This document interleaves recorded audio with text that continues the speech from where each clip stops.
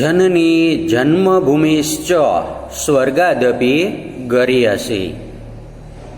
જનની એટલે કે માતા અને માતૃભૂમિ એ સ્વર્ગ કરતાં પણ એ મહાન છે. માતા અને માતૃભૂમિ એ સ્વર્ગ કરતાં પણ ચડિયાતી છે. આપણે જાણીએ છીએ કે ગુજરાતી, હિન્દી, ઉર્દુ, મલયાલમ, ઉડિયા, મૈથિલી આવી અનેક ભાષાઓનો જન્મ એ સંસ્કૃત ભાષામાંથી થયેલો છે. એટલે સંસ્કૃત ભાષા એ આ બધી ભાષાઓની એ જનની છે, માતા છે. તો હવે જે માતા હોય એને સ્વર્ગ કરતાં પણ તો કે મહાન કહેવામાં આવેલી છે. તો આ માતાનું મહત્વ એ કેમ ન હોય? તો આજે આપણે તો કે 20મા પાઠની અંદર સંસ્કૃત ભાષાની કેટલીક વિશિષ્ટતાઓ છે એ જોવાની છે.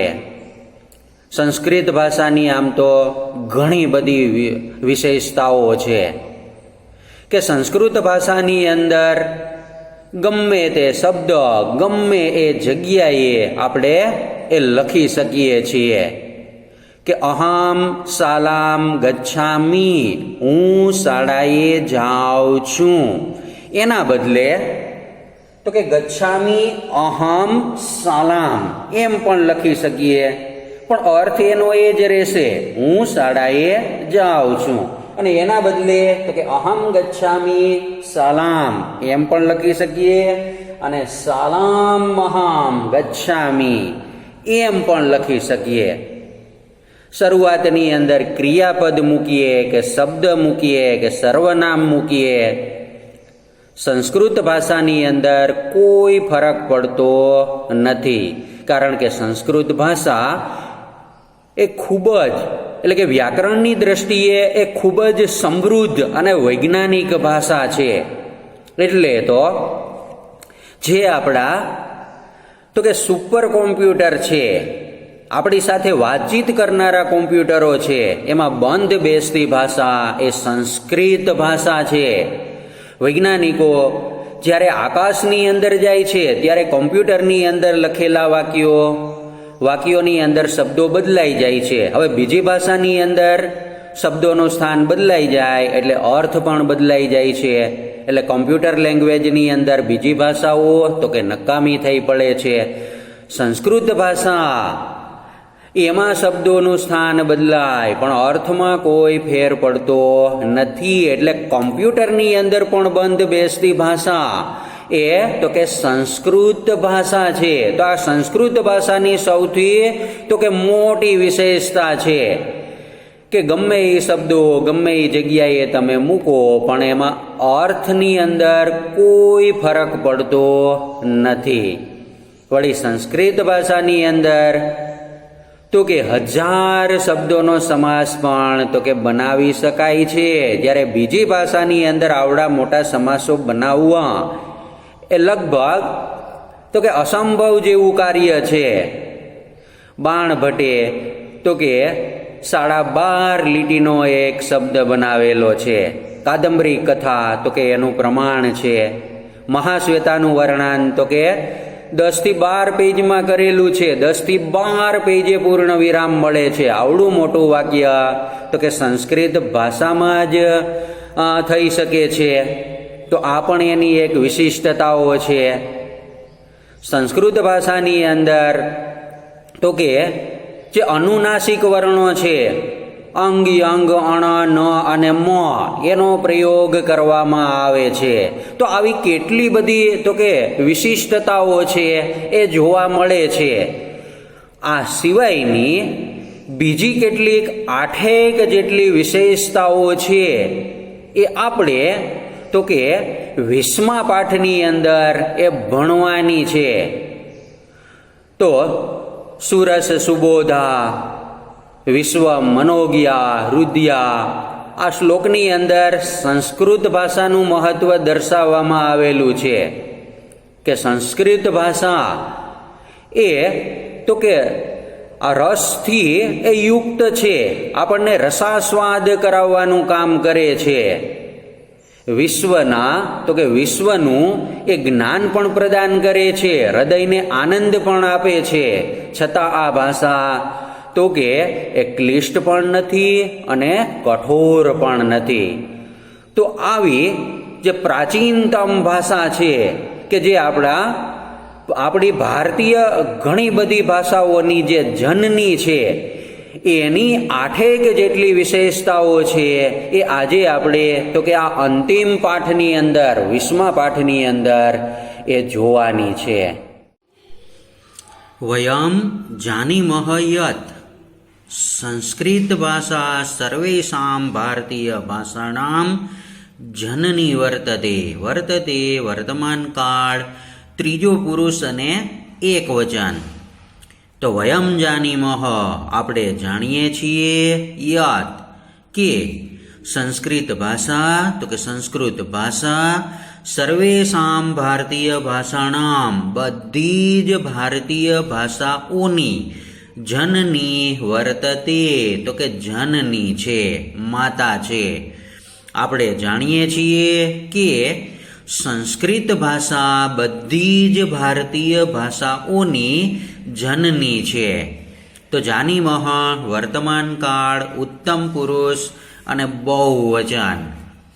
અથચ અને વળી સંસારે તો કે સંસારમાં યા ભાષા સંતિ તો કે જે ભાષાઓ છે, તાસુ તો કે તેમાં, સા તો કે તે પ્રાચીનતમા ભાષા અત્યંત જૂની ભાષા છે, અત્યંત પ્રાચીન ભાષા છે. અથચ અને વળી સંસારે યા ભાષા સંતિ સંસારમાં જે ભાષાઓ છે, તાસુ સા પ્રાચીનતમા ભાષા તેમાં તે સૌથી જૂની ભાષા છે.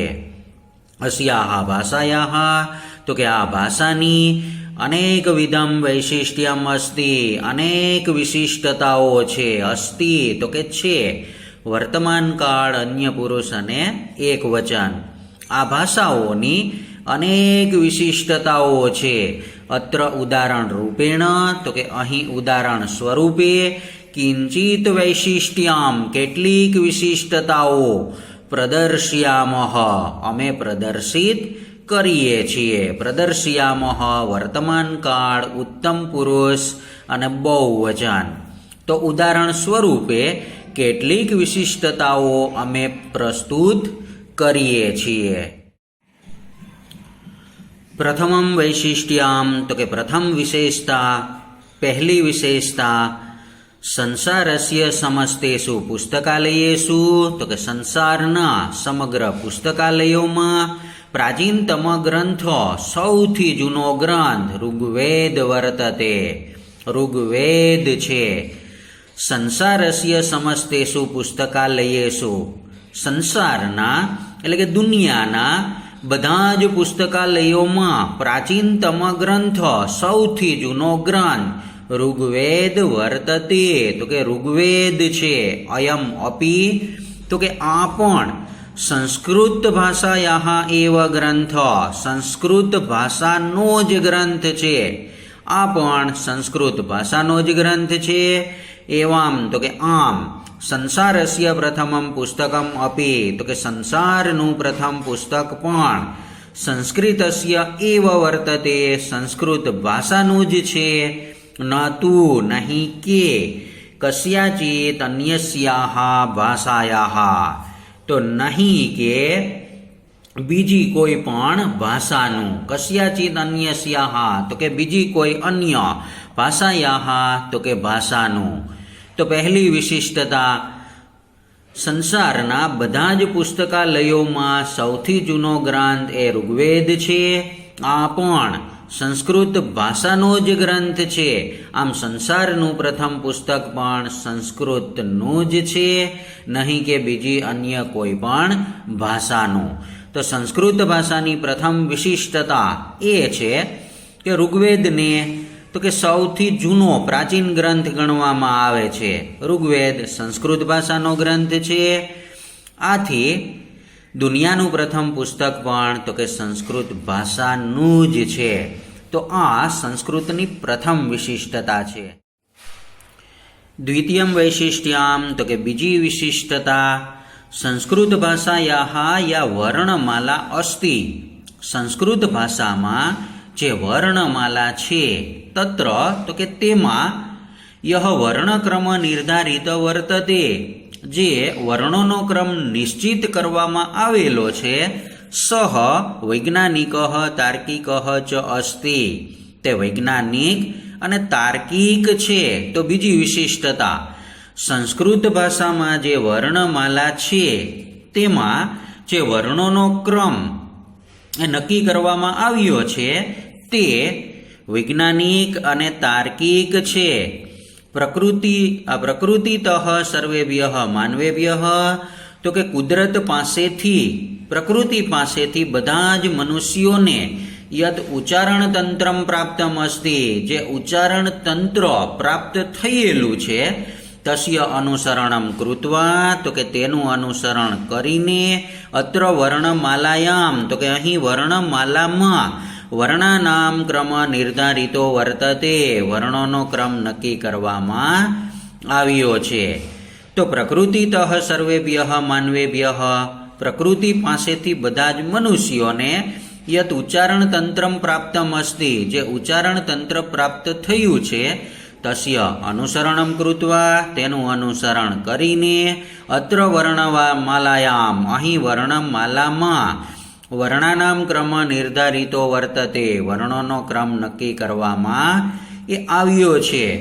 ઉચ્ચારણ તંત્રસ્ય અનુસારણ, ઉચ્ચારણ તંત્ર પ્રમાણે અકારસ્ય ઉચ્ચારણમ પ્રથમમ ભવતી તો કે અવર્ણનો ઉચ્ચાર પહેલા થાય છે. અતઃ વર્ણમાલાયામ તો કે આથી વર્ણમાલામાં અકાર પ્રથમ વર્તતે, આનું સ્થાન એ પહેલા છે. કે ઉચ્ચારણ તંત્ર અનુસારમ અકારસ્ય ઉચ્ચારણમ તો કે ઉચ્ચારણ તંત્ર પ્રમાણે એટલે કે અવર્ણનો ઉચ્ચાર એ પહેલા થાય છે. અતઃ વર્ણમાલાયામ તો કે આથી વર્ણમાલામાં અકાર પ્રથમ વર્તતે તો કે અવર્ણ એ પહેલા છે. એવમ તો કે આવી જ રીતે વ્યંજન વર્ણેશુ તો કે વ્યંજન વર્ણોમાં કકારસ્ય ક્રમ પૂર્વમ તો કે ક વર્ણનો ક્રમ પહેલા છે, ચકારસ્ય ચ ક્રમ પશ્ચાત અને ચ વર્ણનો ક્રમ પછી આવે છે. તસ્ય અપી કારણમ ઇદમ એવ, તસ્ય અપી તો કે તેનું પણ ઇદમ એવ કારણમ તો કે આ જ કારણ છે, વર્તતે એટલે છે. તો આમ વ્યંજન વર્ણોમાં તો કે ક વર્ણનો ક્રમ પહેલા છે, ચ વર્ણનો ક્રમ પછી છે, તેનું કારણ પણ તો કે આ જ છે. અન્યાસુ ભાષાસુ યા વર્ણમાલા સંતિ, બીજી ભાષાઓમાં જે વર્ણમાલા છે તત્ર તો કે તેમાં એતાદૃશ તાર્કિક વૈજ્ઞાનિકશ્ચ ક્રમ તો કે આવો તાર્કિક અને વૈજ્ઞાનિક ક્રમ ન મિલતી તો કે મળતો નથી. તો કે બીજી ભાષાઓમાં જે વર્ણમાલા છે તેમાં આવો તાર્કિક અને વૈજ્ઞાનિક ક્રમ જોવા મળતો નથી. તો બીજી વિશેષતા તો કે વર્ણમાલા વિષયક છે. સંસ્કૃત ભાષામાં જે વર્ણમાલા છે તેમાં વર્ણોનો ક્રમ જે નક્કી કરવામાં આવ્યો છે તે વૈજ્ઞાનિક અને તાર્કિક છે. કે ક પછી ખ પછી ગ પછી ઘ પછી અંગ પછી ચ. તો આવો જે વર્ણોનો ક્રમ નક્કી કરવામાં આવ્યો છે કક્કાની અંદર એ કેવો છે તો કે વૈજ્ઞાનિક અને તાર્કિક છે. અને આ વર્ણક્રમ કોને આધારે નક્કી કરવામાં આવ્યો છે તો કે પ્રકૃતિએ માણસને એક ઉચ્ચારણ તંત્ર મુખ આપેલું છે. મુખમાં 5 ઉચ્ચારણ સ્થાનો છે: કંઠ, તાલુ, મૂર્ધા, દંત્ય અને ઓષ્ઠ્ય. તો ઉચ્ચારણ કરતી વખતે તો કે સર્વપ્રથમ કંઠ આવે છે, એટલે કંઠ્ય વર્ણો પહેલા છે, ક, ખ, ગ, ઘ અને અંગ. પણ આ તો વ્યંજનો છે, વ્યંજનોની પહેલા તો કે સ્વર આપવામાં આવેલા છે, એટલે સ્વરને પહેલા લીધા છે અને વ્યંજનોને પછી લીધા છે. પણ કોને આધારે તો કે પ્રકૃતિ પાસેથી માણસને જે મુખ મળેલું છે એમાં જે ઉચ્ચારણ સ્થાનો છે એનું અનુસરણ કરી અને વર્ણમાલાનો ક્રમ તો કે નક્કી કરવામાં આવ્યો છે.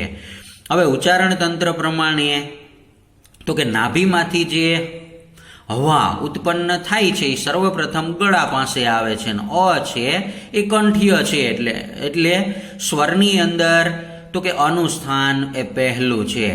તો ઉચ્ચારણ તંત્ર પ્રમાણે તો કે અનો ઉચ્ચાર એ પહેલા થાય છે એટલે વર્ણમાલામાં સ્વરની અંદર તો કે અનું સ્થાન પહેલા છે અને વ્યંજનોમાં તો કે કનું સ્થાન એ પહેલા મૂકેલું છે.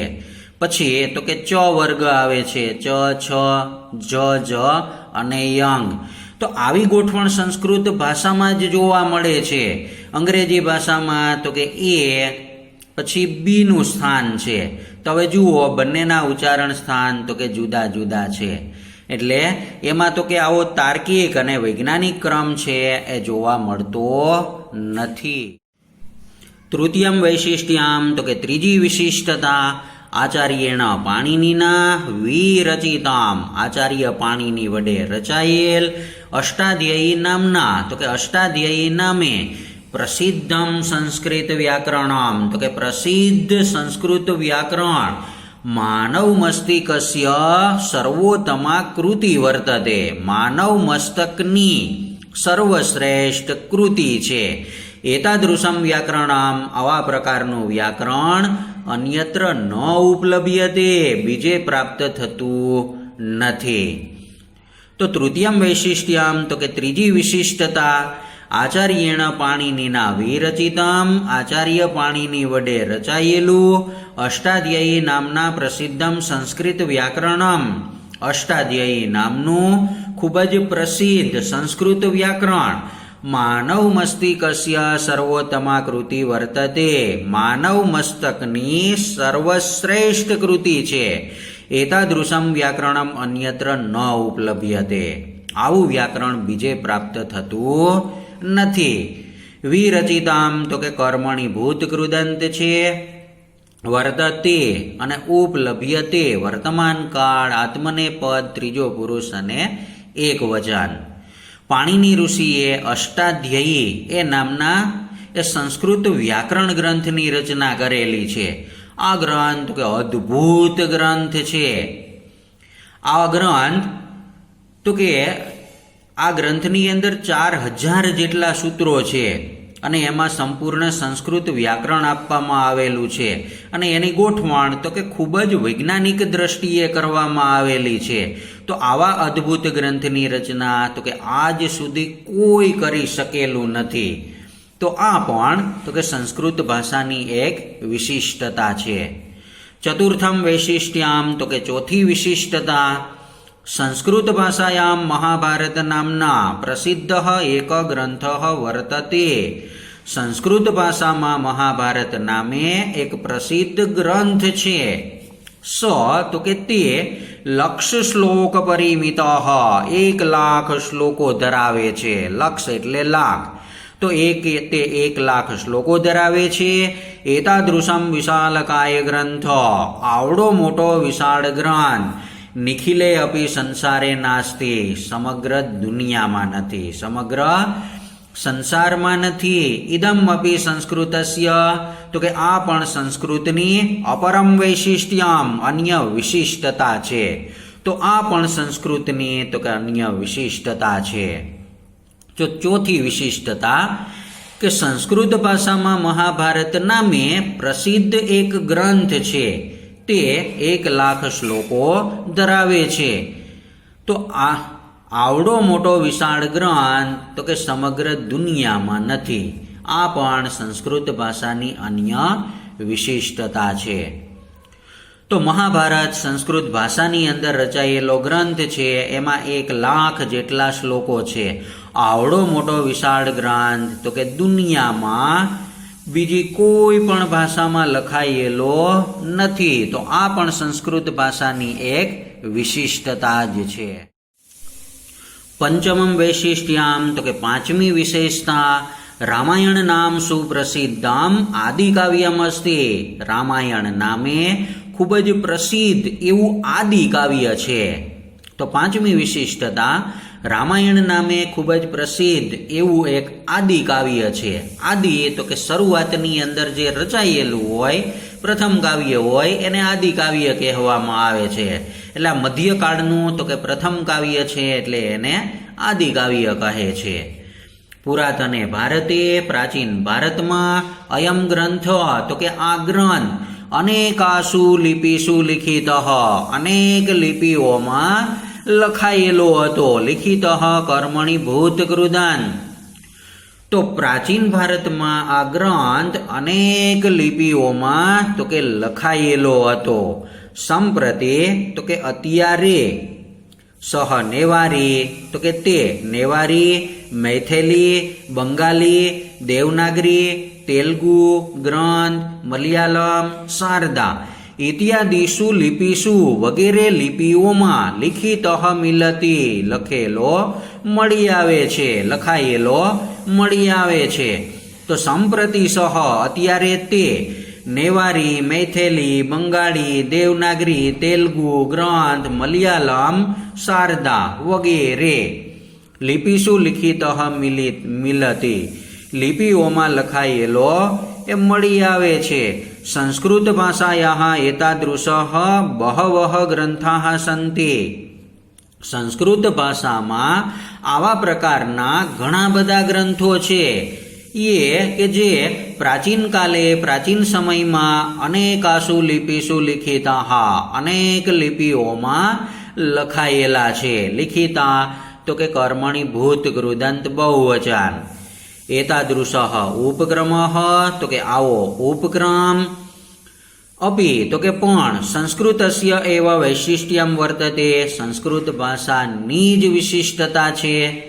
તો આવો ઉપક્રમ પણ સંસ્કૃતની જ વિશિષ્ટતા છે, સંસ્કૃતની જ વિશેષતા છે.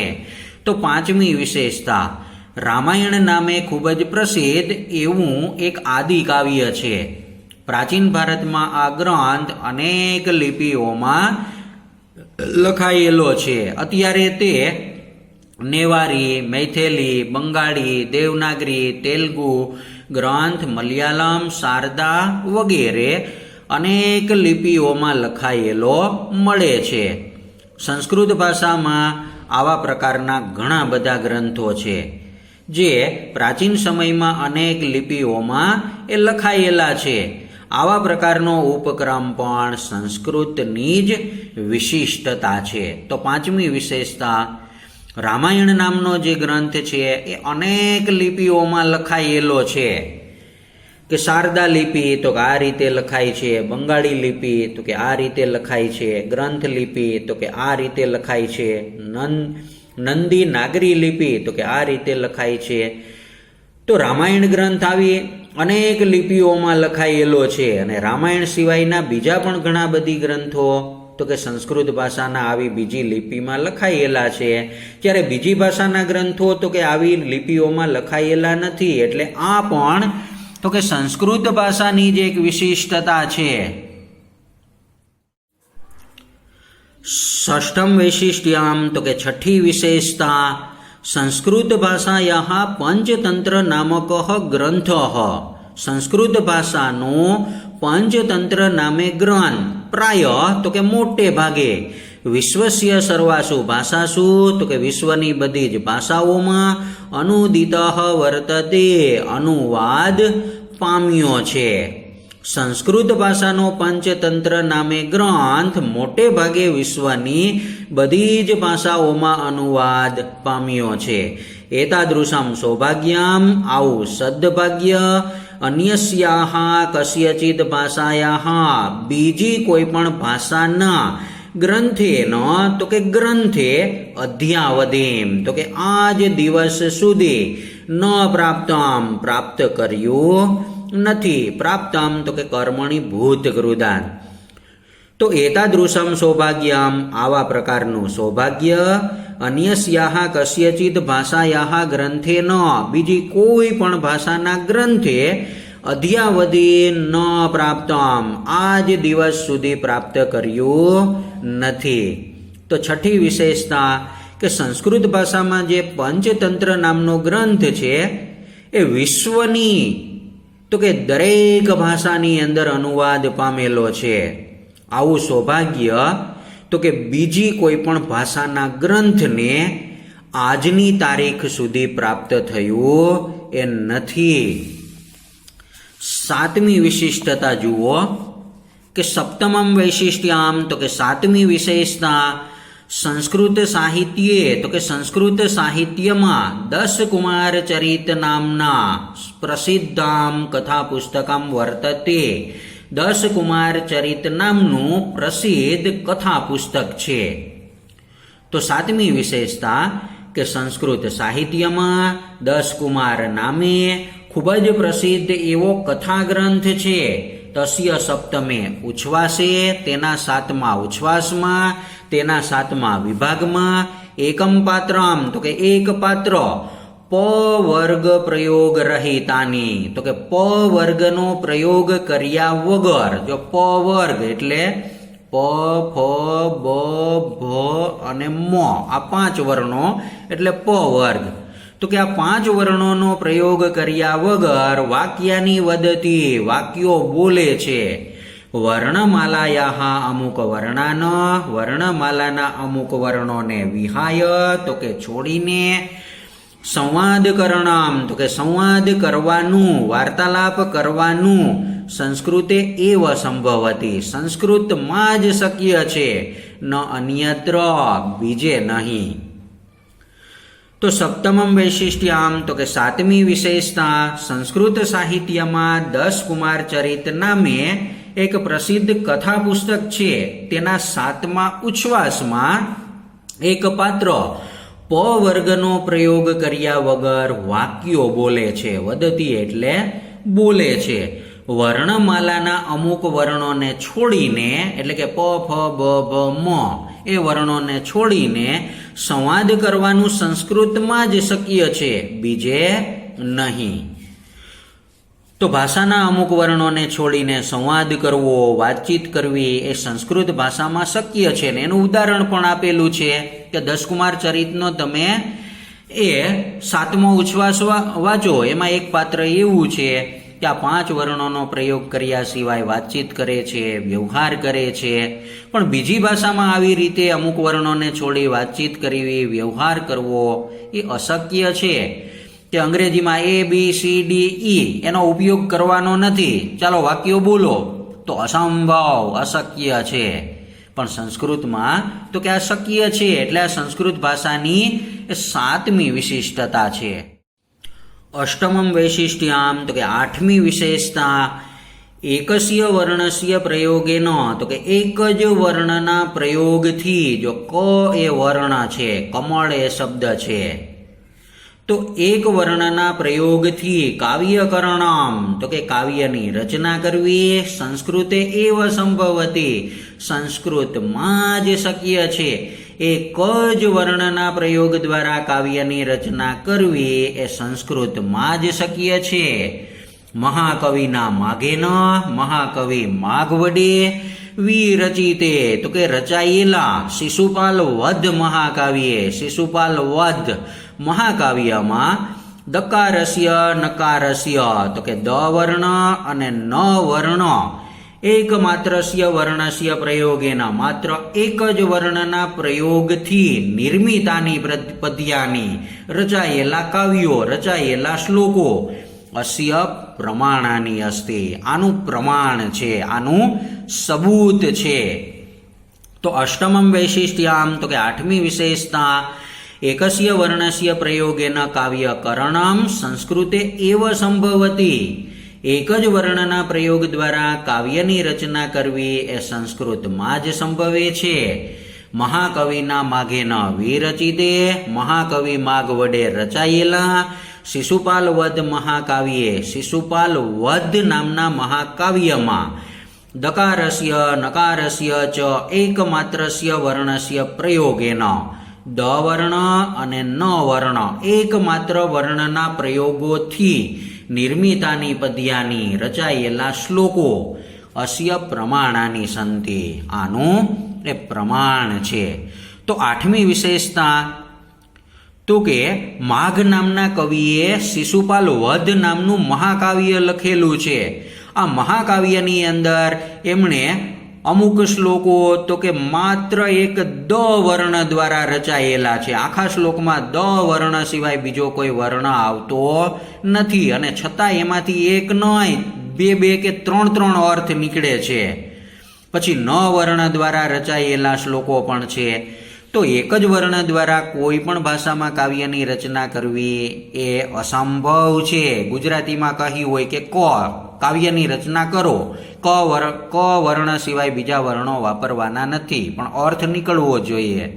તો કે એ બાબત શક્ય નથી. આ બાબત સંસ્કૃતમાં જ શક્ય છે. એટલે આ સંસ્કૃતની તો કે 8મી વિશેષતા છે. એવામ તો કે આમ સંસ્કૃતસ્ય અનેકાની વિશિષ્ટાની સંતે, સંસ્કૃતની અનેક વિશિષ્ટતાઓ છે. તો આમ સંસ્કૃત ભાષાની તો કે અનેક વિશિષ્ટતાઓ છે. તો 8 વિશેષતા ઉપરાંત તો કે બીજી ઘણી બધી વિશિષ્ટતાઓ છે એ સંસ્કૃત ભાષાની અંદર જોવા મળે છે, જે સંસ્કૃત ભાષાને તો કે મહાન બનાવે છે.